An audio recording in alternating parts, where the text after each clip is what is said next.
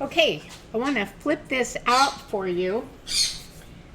Grab me a little template and lift this up, push it out so I have a hold of it. Whoops, I dropped it.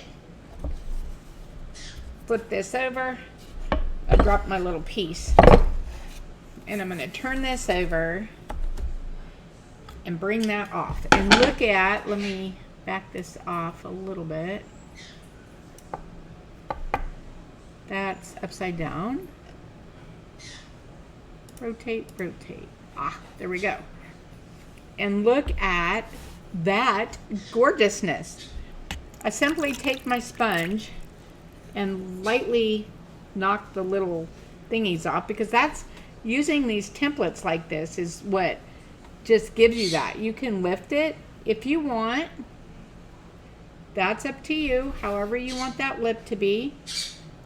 And I'm just gonna wiggle this and it pops right out. And look at the size of this. Look at the size of that. It's huge, it's nice, it's gorgeous. That easy.